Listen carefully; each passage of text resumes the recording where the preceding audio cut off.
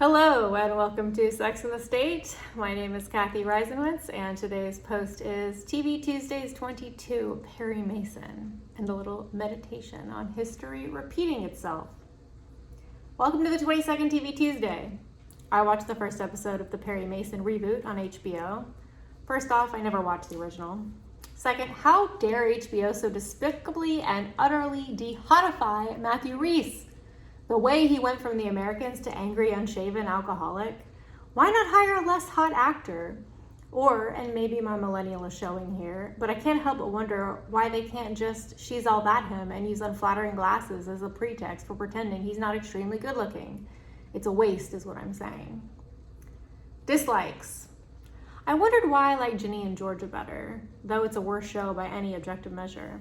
And I think the answer is twofold. I like women in humor. The more the better. Maybe the pacing is a conscious choice, but for my taste, I prefer Perry Mason scenes to convey their meaning in less time with tighter writing. Also, Mason isn't very likable. No one is likable, actually. Well, except for John Lithgow, because John Lithgow. The man could rip me stem to stern, and I'd thank him for his time.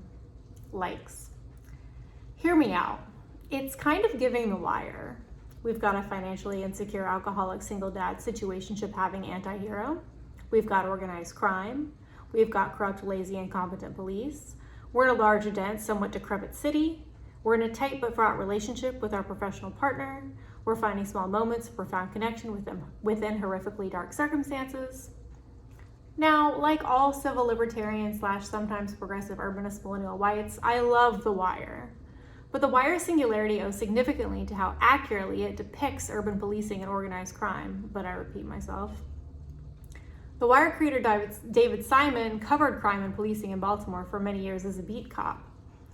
Not only is it unusual for a beat reporter to create a TV show, but it's unusual to find a beat reporter who's not a glorified flack for local cops. In showing cops and criminals more accurately than ever before or since, The Wire set itself apart from any other television depiction of the criminal justice system. Today, true crime complicates the simple picture presented by Law & Order, Blue Bloods, and their ilk. Parenthetical, true crime as a genre is probably on net bad, as I suspect it helps stoke middle-income suburban white woman stranger danger paranoia. In reality, violence across the board is far lower than in the 90s. Plus, the true crime demo is statistically the least likely cohort to experience stranger violence. Worse, I imagine true crime fuels support for carceral feminism. On the plus side, it's really hard to tell a true crime story without revealing at least a few instances of absolutely galling public police corruption, incompetent laziness, misogyny, and racism. End of parenthetical.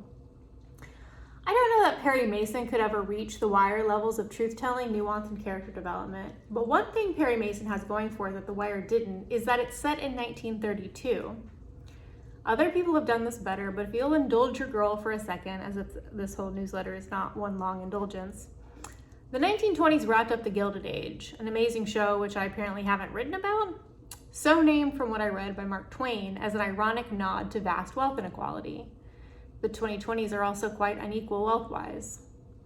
These were the waning years of the age of the industrialists, in which men like Andrew Carnegie and Henry Ford incited awe in some and ire in others.